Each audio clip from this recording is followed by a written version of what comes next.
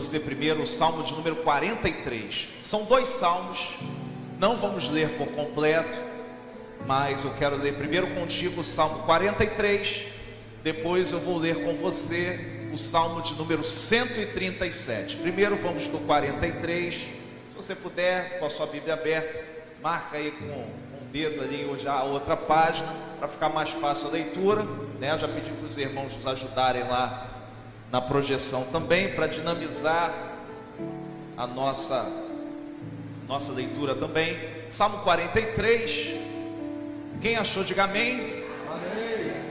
Vamos no versículo de número 1, né? Mantenha a sua Bíblia aberta, nessa linguagem aqui nós vamos dizer: faze-me justiça, ó Deus, e pleiteia a minha causa contra a nação contenciosa. Livra-me do homem fraudulento e injusto. Versículo 2: pois tu és,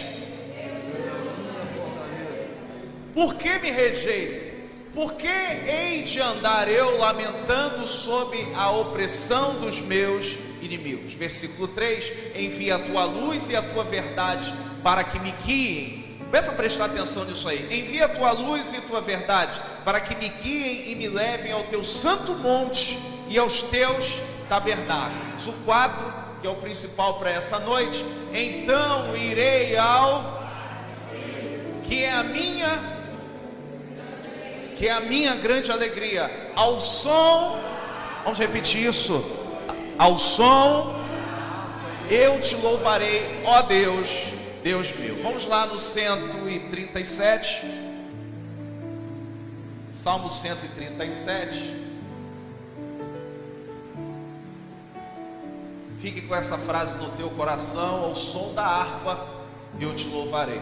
No Salmo 137 vai dizer: às margens dos rios da Babilônia nós nos assentávamos e chorávamos, lembrando-nos de Sião. O 2 vai dizer: nos salgueiros que lá havia pendurávamos as nossas harpas. No 3: pois aqueles que nos levaram cativos nos pediam canções, os nossos opressores, que fôssemos alegres, dizendo: entoai-nos algum dos cânticos de Sião. Versículo 4: como, porém, haveríamos de entoar o canto do Senhor em terra estranha? Amém? Estenda uma das suas mãos para a minha vida. Meu Deus, essa é a tua palavra. Eu creio que a inspiração veio de ti, e por isso que tu, que és o dono da inspiração, possa ministrar no coração dos teus filhos. Nós temos pedido desde o Senhor, do momento em que entramos por essas portas, corações quebrantados, corações abertos para que tu trabalhe.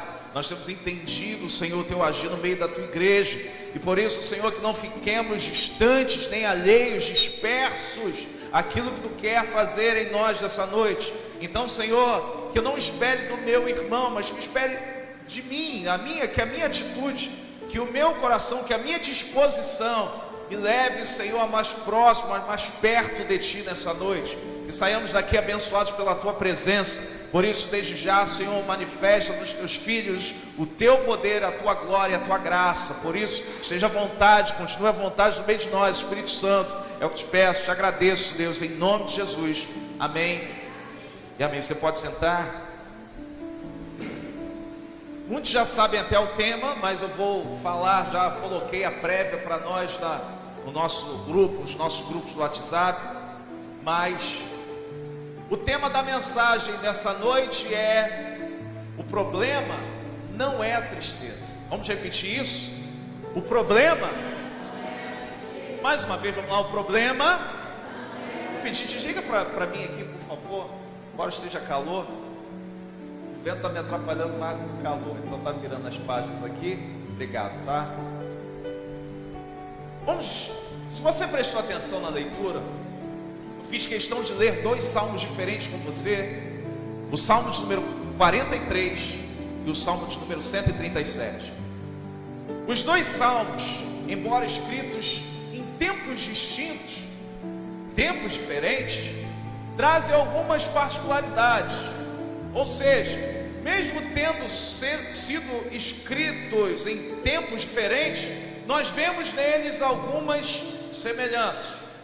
uma das semelhanças e talvez a principal semelhança, é que essas duas palavras foram escritas talvez representando um tempo de cativeiro. Vamos repetir isso? Cativeiro. E por isso talvez seja muito semelhante a momentos que nós vivemos hoje em nossas vidas. Você vai ver que o Salmo 43 e o Salmo 137 são salmos relatando a pessoa que foi inspirada, embora sejam canções. Você vai ver que vai relatar um período difícil da vida desses escritores. Você vai ver que no Salmo 43, por exemplo, ele vai falar que, melhor dizendo, o Salmo 42, é interessante dizer, o Salmo 42 e o 43, no original é como se fossem um salmo só. E o Salmo 42 é aquele que você conhece. Vai falar, assim como a corça suspira pelas águas, a minha alma anela por ti, ó Senhor. Você conhece esse texto. Mas logo à frente, você vai ver esse escritor falando o seguinte: as minhas lágrimas têm me servido de alimento. Ele começa a falar que os meus ossos se esmigalham quando os meus inimigos se levantam contra mim. Ele começa a falar de sentimentos particulares de pessoas que passam por momentos de cativeiro, de problema, grande verdade. Quantos têm passado por momentos difíceis na sua vida? Digo amém. Então eu creio que essa palavra é para nós. Todos nós, se não estamos vivendo nesse momento, ou passamos por eles, ou passaremos novamente. Nós vamos ver que o dia mau a todo momento se levanta nas nossas vidas. E como o próprio tema da mensagem sugere, o problema não é a tristeza. E vamos reparar que a tristeza é um sentimento particular dos momentos difíceis. E uma das grandes dificuldades que existe hoje no meio das igrejas é o cristão admitir que ele está triste. Sabe por quê? Porque ensinaram a você que tristeza não é sentimento daquele que tem o Espírito Santo na sua vida. Ensinaram a você que quem chora é fraco. Talvez seja, mas quer dizer para você que a fraqueza é um sentimento daqueles que estão afastados de Deus. Então, nessa noite, nós vamos tentar entender na palavra que o que te separa de Deus nos momentos difíceis não é a tristeza. Muitos têm atribuído a culpa dos seus insucessos, das suas dificuldades, dos seus momentos, ou melhor, do seu afastamento de Deus. Muitos têm atribuído o seu afastamento de Deus ao sentimento que ela tem no meio de um momento difícil. E você vai entender que a tristeza no meio desse momento que você tem vivido é o sentimento menos culpado da nossa vida espiritual. Eu sei que eu e você, em 2017, ou talvez até já em 2018, com apenas 20 e tantos dias de 2018 que nós temos, eu acredito que você, pelo menos em um desses 20 e tantos dias, você já passou por um perrengue aí, sim ou não? Você falou sim porque é verdade ou porque eu perguntei? Nós passamos por momentos difíceis. Mas você vai ver que o choro não demonstra uma ausência de Deus na tua vida. Vou repetir: o choro, a tristeza não representa para nós uma ausência de Deus. Muitos de nós choramos, ou tentamos camuflar o nosso choro, porque talvez o que vão pensar da tua vida. Mas você vê palavras que nos motivam a continuar de pé mesmo passando por esses momentos. Por exemplo, você vai ver que a palavra vai dizer que o choro pode, mas a alegria. Você vê que, por exemplo, a palavra ela atribui um tempo ao choro. O choro pode durar uma noite, mas a alegria vem pela manhã. A palavra não diz que a alegria vai durar também só uma manhã. A palavra dá uma duração ao choro, mas não dá uma duração à alegria. Isso quer mostrar para você que o choro, a tristeza é uma fase da tua vida, é um momento, é um período da tua vida. Mas esse período da tua vida não pode reger todos os outros dias que você tem caminhado. Nós vamos ver, por exemplo, no Salmos número 126, dizendo que aquele que semeia com lágrimas voltará com os seus molhos cantando, dizendo a você que mesmo em momentos de dificuldade, tristeza e com choro, nós podemos ainda ser abençoados por Deus. Você entende isso? Então o que Deus está falando para você nessa noite é que você não precisa ser um mascarado espiritual, porque o que vão pensar de você, obreiro, diácono, pastor, membro, você que é cristão, o que vão pensar de você se pegarem você chorando? Você porque querem fazer uma semelhança, ter Deus em nossas vidas e estar em todos os momentos sorrindo. Não são todos os momentos da nossa vida que você vai sorrir. Não é todo momento da minha vida que eu vou sorrir. Há muito tempo atrás eu trouxe uma pregação em cima do livro de Neemias e preguei sobre a alegria do Senhor. Alguns vão lembrar, e falei que a palavra vai dizer para nós que a alegria do Senhor é a nossa força, não é a nossa felicidade. Tenta entender isso. A alegria do Senhor é a nossa força, não é a nossa felicidade. Isso quer dizer que a alegria do Senhor não te faz sorrir, a alegria do Senhor te faz ficar de pé, mesmo chorando, mesmo passando por suas tribulações, mesmo olhando para si mesmo, falando assim: meu Deus, então, o bicho está pegando para o meu lado, mas ainda assim eu posso ter a alegria do Senhor sobre a minha vida. Ainda assim eu posso crer que mesmo em minhas lágrimas, Deus trabalha na minha vida. Mesmo sabendo que eu passo por momentos difíceis, Deus não se afasta de nós. No Salmo 40, por exemplo, ele vai dizer, por exemplo, que o Senhor o ouviu. Olha isso, o Senhor o ouviu quando ele clamou por socorro. Ninguém clama por socorro sorrindo, querido. Então o que eu quero te dizer é que nós não podemos mascarar aquilo que nós somos ou sentimos. É claro que por questão de ética ou por questão de posicionamento, muitas vezes você dribla os teus sentimentos. Eu não estou falando que isso vai dar margem a você a todo culto chegar aqui chorando porque você está com vontade de chorar. O que eu quero te dizer é que existem ambientes da tua vida em que ninguém vê. Estava participando de um discipulado de homens nessa segunda-feira, e hoje também estava escutando uma ministração que fala exatamente sobre isso. Nós somos de verdade aquilo que somos quando ninguém está perto. E é nesse momento em que nós afloramos o que sentimos de verdade. E uma frase que me marcou na tarde de hoje, escutando essa mensagem, é que Deus, Ele quer abençoar aquele que você é quando ninguém está perto, e não aquele que nós somos quando as pessoas nos veem. Você entende isso? Você entende isso?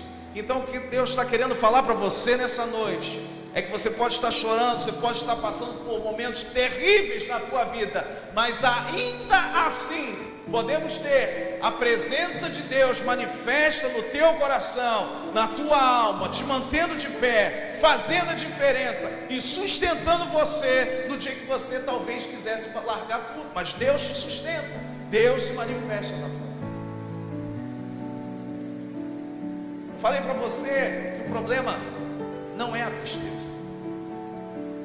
No Salmo de número 137, você vai reparar que também é um salmo de tristeza. Ele começa a falar que sentado, olha, às margens do rio da Babilônia, nós estávamos lá, assentados, e chorávamos, lembrando de Sião.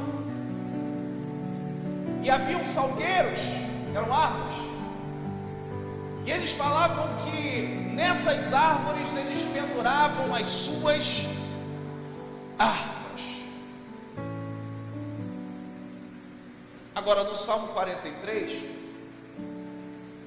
ele começa a falar que Deus envia sobre mim a tua luz me guiará até o teu altar, e ao som da harpa eu te louvarei. Então você começa a reparar o seguinte: problema todo mundo tem. Você tem problema, e eu também tenho. O pastor tem problema, eu também tenho problema. Ficamos tristes, ficamos. Então, o que vai fazer diferença na tua vida nos momentos difíceis não é a tristeza que nós sentimos. O que vai fazer diferença na tua vida é a harpa. O que vai fazer a diferença na tua vida não é a tristeza e nem as tuas lágrimas, é a harpa. Então o problema não é a tristeza, o problema é a harpa.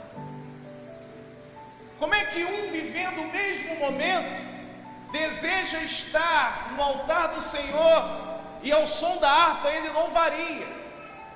O outro vivendo um problema parecido. Eram várias pessoas no Salmo de número 137, e todas essas pessoas penduraram as suas harpas no salgueiro.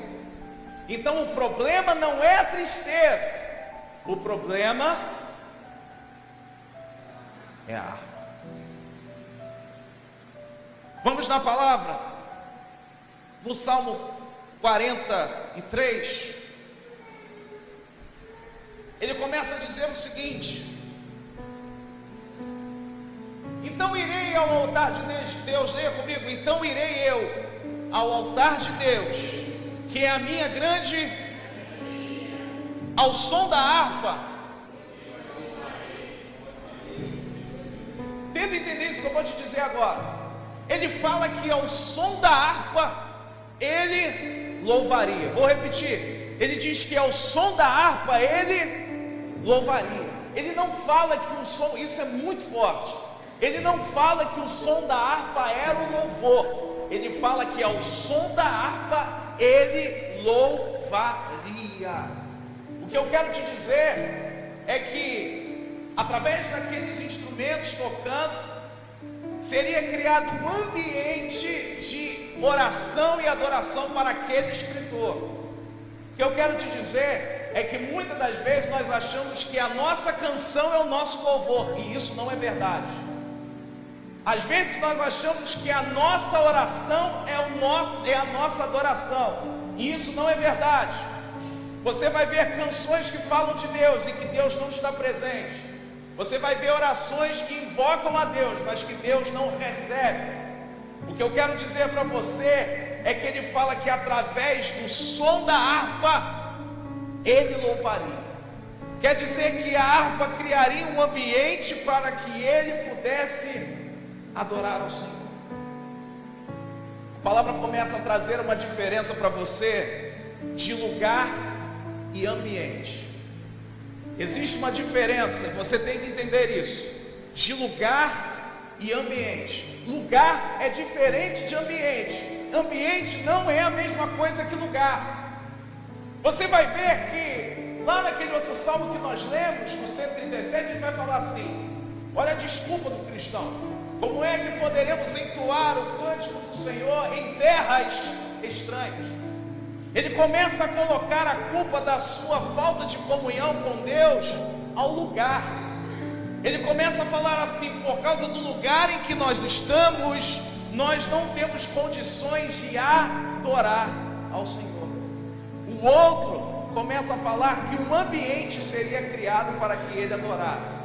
Sabe o que eu quero dizer para você? Quando eu disse para você que ambiente é diferente de lugar, eu quero dizer para você, por exemplo, que você pode ir para uma empresa muito boa.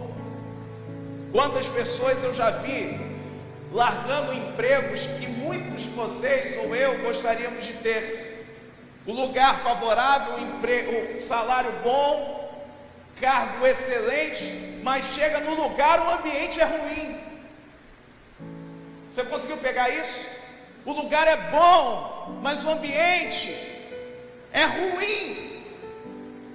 Em contrapartida, nós podemos estar em lugares ruins com um ambiente favorável.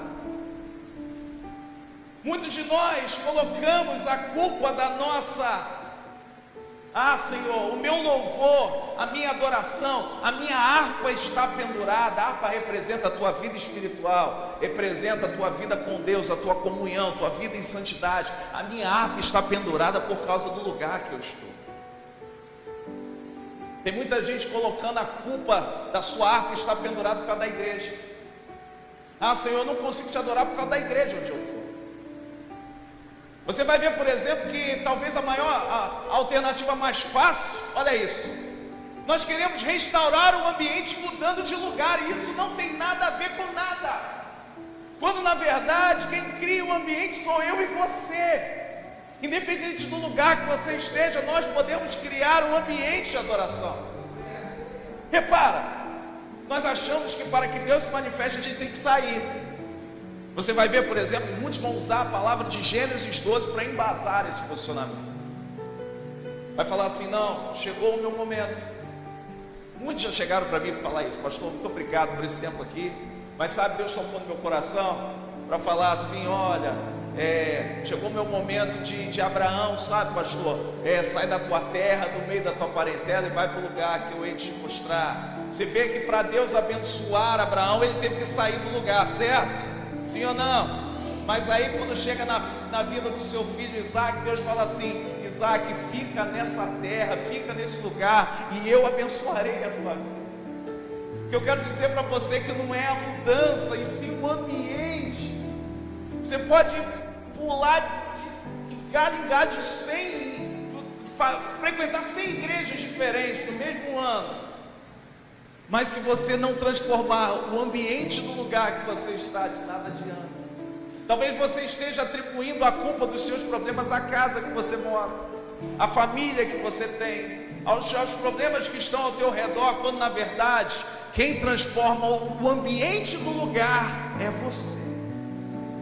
Então entenda o seguinte, diga para a pessoa do seu lado: independente do lugar onde você está, você pode ter um ambiente de glória na tua vida. Você começa a reparar que o problema não é a tristeza, o problema é a harpa. Os dois salmistas estavam em cativeiro, os dois falam de harpas, mas um pendurou e o outro precisava escutar. Então você reparou, entendeu que não adianta trocar, não é por trocar, é o ambiente. Você repara que, por exemplo, nós falamos assim: para minha vida melhorar eu tenho que sair do Rio. Não, o Rio já está demais. Linha amarela fechou hoje, não é isso? Teve tiroteio na Cidade de Deus, linha amarela ficou fechada não sei quantas horas. Aí você fala assim: meu Deus, que lugar terrível. Para minha vida mudar eu tenho que mudar de lugar. Aí sabe o que acontece? No carnaval vem mais de 2, 3, 4 milhões de pessoas para cá. Aí você não consegue entender, hein? Aí você fala assim: olha, você não tem noção de quanta gente está saindo do Rio, mas você não tem noção de quanta gente está vindo para cá também. O problema não é o lugar, o problema é o ambiente. O lugar, nós reclamamos do mundo, reclamamos de tudo, mas o lugar foi criado perfeito, você entendeu? Quem criou esse mundo que nós reclamamos é Deus, foi Deus, melhor dizendo. Mas nesse lugar perfeito nós transformamos o ambiente em algo ruim. Então, querido, a harpa transforma o ambiente. Ele estava no cativeiro, mas ele começa a lembrar: Senhor, a tua luz virá sobre mim, e eu irei ao altar de Deus, que é a minha grande alegria. Olha, cativeiro também, ao som. Quantos estão dispostos a mudar o seu ambiente no mesmo lugar na sua vida? Diga amém. Entenda que não é mudar, ficar pulando de um lado para o outro que vai mudar a tua vida, não, é mudar o ambiente no lugar que você está. Quem transforma o ambiente é você. Então, primeira coisa que nós entendemos é que a harpa criava o ambiente. Quantos entenderam isso aí? A segunda coisa que eu quero dizer para você, e que é tão importante quanto isso, ele vai dizer no Salmo 43 de novo: então irei ao altar de Deus, que é a minha grande alegria, ao som da harpa eu te louvarei, ó Deus, Deus meu. Ele naquele momento, ele ansiava por estar nos tabernáculos. Se você for ler no versículo 2 e 3, ele fala isso: Senhor, eu queria muito estar no meio da congregação. Você entende isso? Eu queria muito estar no meio do povo. Eu queria muito estar na igreja. Eu queria muito estar no culto, porque lá, aí que você tem que prestar atenção, porque lá eu sei que a harpa toca. Vou repetir. Eu sei que se eu for lá no culto, a harpa vai tocar. O ambiente vai ser criado. Você está sendo abençoado por Deus hoje aí? Amém. O ambiente foi criado, sabe por quê? Porque aqui a harpa toca. Mas sabe qual o problema? Dá a entender nessa palavra que esse camarada que está falando aqui não era o dono da harpa. Ele iria para um lugar para que a harpa fosse tocada e o ambiente fosse criado. Você entendeu? Ele chegaria em tal lugar, teria o arpista tocaria e ele seria abençoado por Deus. Mas no Salmo 137 não. No Salmo 137 ele fala assim, ó, nós penduramos as nossas harpas no Senhor. Eu quero falar contigo que tem vivido com o dedilhar das harpas dos outros. Você é abençoado por Deus nesse lugar, eu creio. Mas sabe por quê? Porque em nome de Jesus aqui tem pessoas que tocam a harpa. Mas sabe por quê? Que tem pessoas que saem por essas portas e a vida dessa pessoa continua a mesma coisa. Sabe por quê? Porque está sobrevivendo da harpa dos outros. Porque precisa estar aqui para alguém dedilhar para você, para que você seja abençoado por Deus. E quando você sair por essas portas, já que você não tem harpa, a tua vida volta a ser a mesma. A pergunta que eu tenho para você nessa noite é: onde está a tua harpa? Eu falei para você que a harpa significa vida com Deus, vida espiritual, vida em santidade, comunhão com Deus. É muito bom você chegar do teu trabalho e falar assim: poxa, eu escutei uma palavra que abençoou a minha vida. Mas chega um momento que é a hora de você dedilhar para os outros. Nós vamos lembrar de Saul e Davi. Vai dizer a palavra que Saul era atormentado. Você conhece essa palavra? Saul era atormentado por espíritos malignos permitidos pelo Senhor que se manifestasse na vida dele, sabe? Quando ele começa a ser atormentado por espíritos malignos, o que ele fala? Trazei-me um arpista. Aí você vai lembrar que um dos servos fala assim: eu conheço um jovem que sabe tocar. Aí fala assim: ele é forte, é valente, sisudo em palavras e tudo mais. E no final vai falar assim: e Deus é com ele. E vai dizer que, e esse era Davi, ao dedilhar a sua harpa, os espíritos malignos na vida de Saul eram dissipados. Então o que fazia diferença na vida de Saul era a harpa dos outros. Talvez você só leia a Bíblia aqui, sabe por quê? Porque aqui a gente toca a harpa. Talvez aqui seja o lugar de você falar com Deus, porque aqui a harpa é dedilhada por você. Mas nós vivemos num tempo em que as pessoas têm vivido de migalhas. Talvez você já tenha se contentado a viver de migalhas. O que é migalha? Migalha é você só se alimentar, só buscar a Deus quarta e domingo. Talvez você precise do culto para estar de pé. É claro, você precisa estar aqui, amém? Por quê? Porque a harpa é dedilhada para você? Não, porque você precisa dedilhar a harpa para os outros.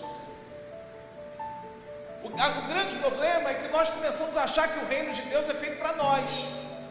Nós estamos no culto porque nós precisamos de pontinho. Não. Alguém precisa que a harpa seja dedilhada para ele. E por isso, a pergunta que eu tenho para você é: onde está a tua harpa? Se tua vida com Deus se resume a esse culto, meu irmão, você não tem vida com Deus. Se você só lê a Bíblia com o data show ligado, querido, você não lê a Bíblia. Se nós só oramos nesse lugar, nós não temos vida de oração. Se nós só somos cristãos nesse lugar, nós não somos cristãos. Se eu só trato a minha esposa bem aqui, porque o que vocês vão pensar de mim, já que eu sou pastor, eu não sou um bom marido. Se eu só trato os meus filhos bem porque eu estou no meio de vocês, eu não sou um bom pai. Eu quero te chamar a atenção no momento em que você está sozinho. Onde está a tua harpa? Sabe o que aconteceu no Salmo 137? Você vai ver pessoas que eram acostumadas, tinham a sua harpa, mas estavam acostumadas a escutar a harpa dos outros tocar para ela. É bom saber que tem alguém orando por você. É bom ou não é? É importante ou não é? Mas não pode ser tudo. Nós precisamos de cobertura espiritual. Nós precisamos de pessoas orando por nós. Mas se a única oração na nossa vida for a oração dos outros, não vale. E vou te dizer que talvez coisas piores não estejam acontecendo na nossa vida, é porque talvez tenham pessoas ao nosso lado tocando a harpa para a nossa vida. Mas o que Deus está requerendo de nós, Ele não está pedindo, Deus está requerendo de nós nessa noite, é que a gente despendure a nossa harpa do salgueiro, querido. Chegou o teu momento de parar de viver com a experiência dos outros. Chegou o momento de parar de ter a vida espiritual baseada na dos outros. Eu estou sendo muito abençoado, sabe por quê? Porque o pastor Edilson ora pela minha vida. É bom saber que o pastor ora por mim. Mas e você tem orado por si mesmo? Sabe o que acontece no Salmo 137? Você vê pessoas sentadas à margem do rio, e todas elas penduraram suas harpas aonde? No salgueiro. Sabe por quê? Talvez se um tivesse a coragem de despendurar sua harpa, todos os outros pegariam também. Porque nós vivemos acostumados a esse negócio de, sabe, estou passando por um problema, ora por mim. Nós estamos sempre prontos a orar por você. E a gente não faz mais do que a nossa obrigação orar por você. Mas às vezes tem pessoas que pedem oração para si, mas elas mesmas não oram por elas. Vou repetir para você, Deus não está te pedindo nada. Deus está requerendo de nós. Deus está nos convocando de novo. Deus está falando para você onde é que está a tua harpa, querido. Você já acostumou com a ideia de colocar a culpa dos teus insucessos na tua tristeza, na terra em que você tem vivido, quando na verdade o problema é a harpa. Quer que essa mesma glória que se manifesta aqui se manifeste na tua casa? A harpa tem que continuar sendo tocada, meu filho. A harpa tem que continuar sendo dedilhada na tua casa. Você tem que sair desse lugar despendurando a tua harpa do salgueiro e falando assim: peraí, é muito bom escutar os outros tocar para mim, mas agora eu vou ter que tocar lá em casa, onde ninguém toca, sabe? Nós queremos que Deus se manifeste em lugares onde nós não dedilhamos a nossa harpa, quando na verdade eu expliquei para você que quem cria o ambiente somos nós. E quando você cria um ambiente de adoração, Deus se manifesta na tua vida. Você vai aprender com uma pessoa que você conhece muito bem a como fazer, como reagir nos momentos de tristeza. Esse alguém se chama Jesus. Se você acha que Jesus não passou por momentos de tristeza, se você acha que Jesus mascarava os seus sentimentos, eu vou pedir para que você abra lá em Mateus, no capítulo 26. Nós estamos terminando. Quantos acham, ou pelo menos entendem, que essa palavra é para você? Diga amém. Essa palavra é para você. Deus está falando para você nessa noite, para de viver baseado na vida espiritual dos outros. Você tem que ter experiência com Deus. É bom nós falarmos que Davi viveu isso, Samuel viveu isso, o pastor Felipe viveu isso, a minha mãe viveu isso, e você? Chegou a tua hora de ter experiências com Deus também. Em Mateus no capítulo 26, no versículo 38, você vai ver Jesus. Jesus é o nosso mestre. Se você quer aprender a se virar nesses momentos difíceis da tua vida, aprenda com Cristo. Olha aqui, é Jesus falando, tá? Olha aqui, é Jesus falando. É Jesus falando. O que está escrito?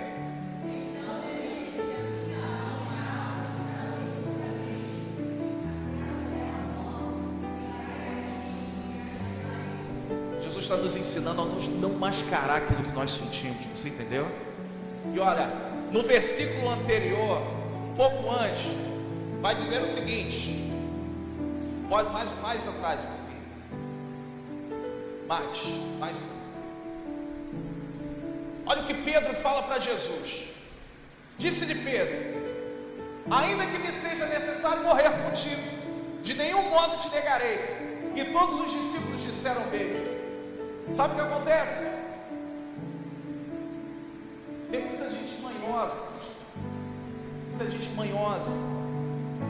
Sabe, talvez o que te mantenha na igreja é as pessoas ficarem te bajulando, falando assim: ô meu filho, como é que você está? Ó, estou contigo. Olha, você precisa ser bajulado para continuar no caminho. Nesse momento não havia bajulação maior para Cristo do que os seus discípulos. Todos eles falaram assim: ó, se for necessário morrer contigo, nós morreremos.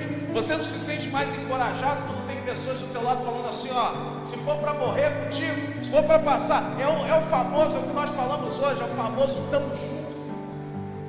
É bom saber que tem pessoas do teu lado. Pedro falou, os seus discípulos falaram, mas no 36, um versículo depois, ele começa.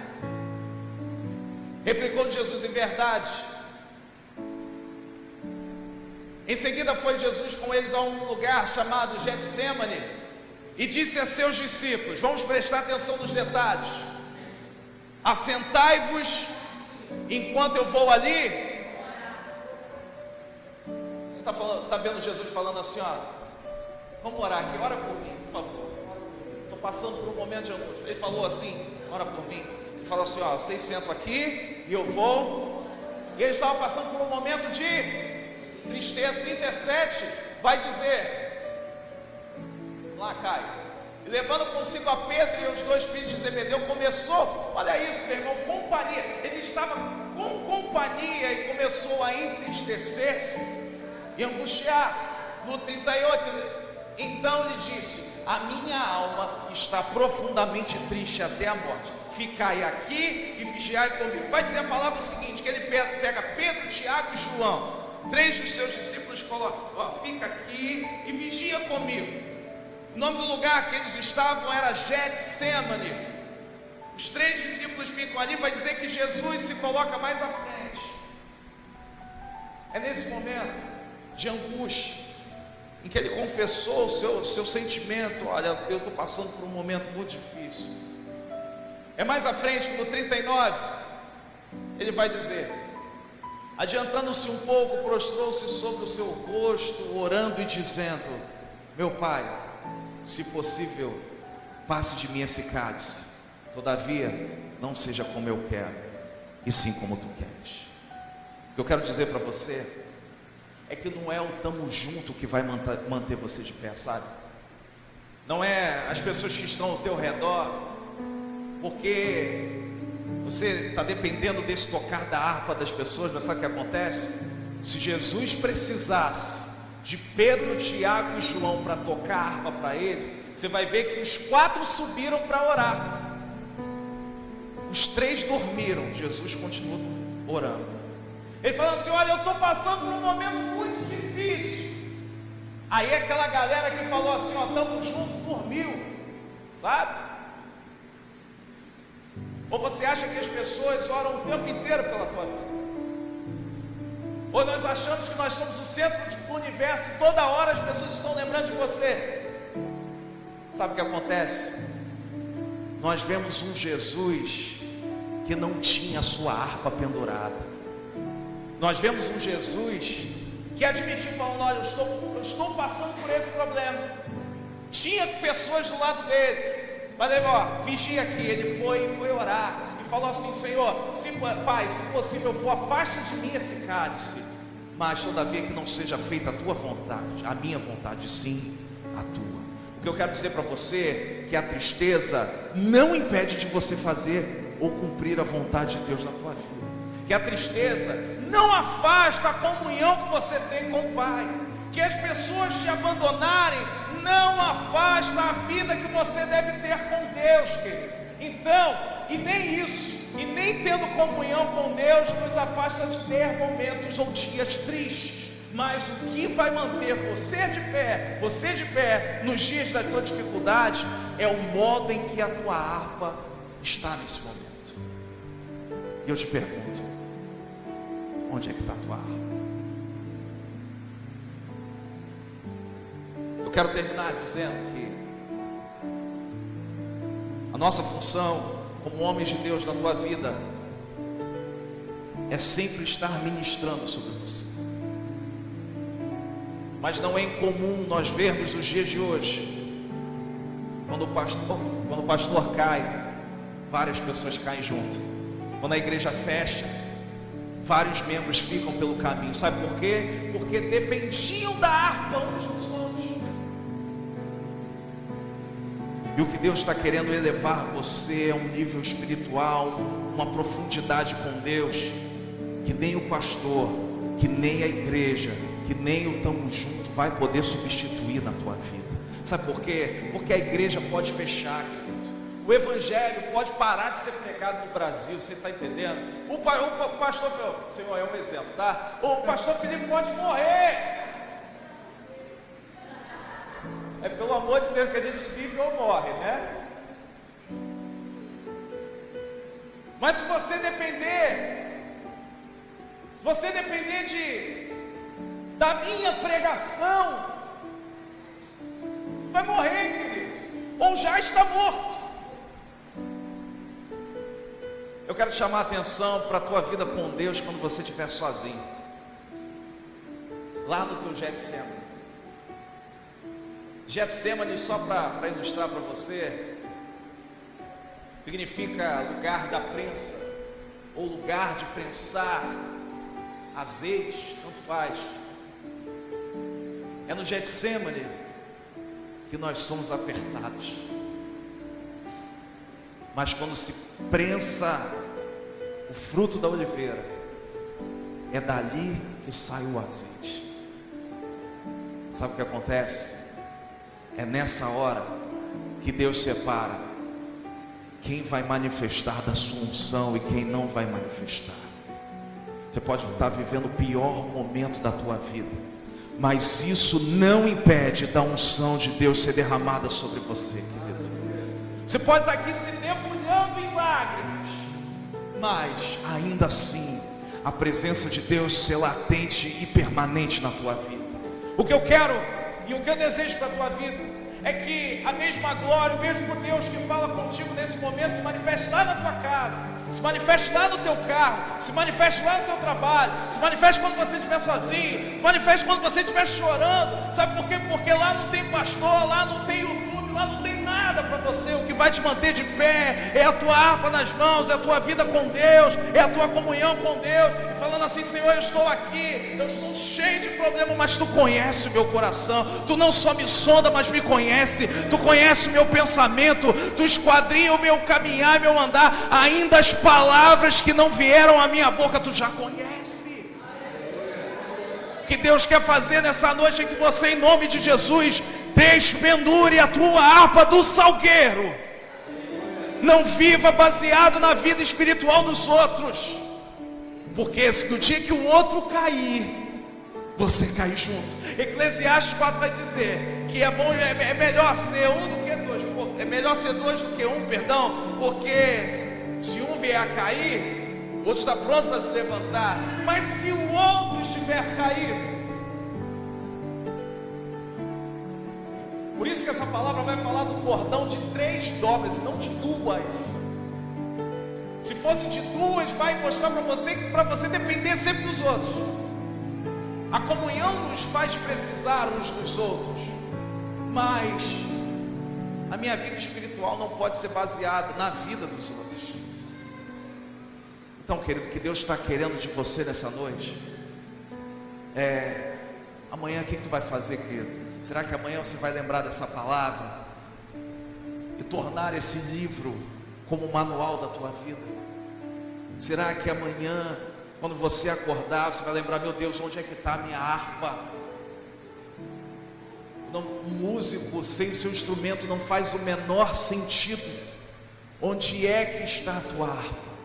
Se hoje você, através dessa palavra, entendeu que o problema não é a tristeza, você entendeu isso? O problema não é a tristeza, o problema é onde está a sua harpa. Se você entendeu e trouxe essa palavra para o teu coração, falando: meu Deus, essa palavra não é, se o meu vizinho estivesse aqui escutando isso, seria uma bênção. Não, Deus está perguntando a nós: onde está a nossa harpa? Se você entendeu e trouxe para a tua vida: meu Deus, essa palavra é para mim, e eu me pergunto hoje, onde é que está a minha harpa? Se hoje, em nome de Jesus, sem ser voto religioso, sem fazer coisas para aparência, para não, é você e Deus, querido. Se você entendeu que essa palavra é para você, se você olha para a tua vida hoje, porque um dia você tocou, hoje você não toca mais.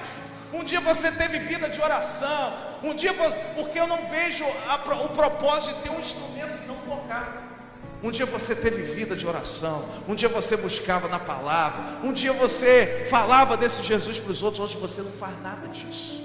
A tua vida está estagnada espiritualmente. O que Deus está perguntando a você é o que você vai fazer depois de você ter escutado tudo isso.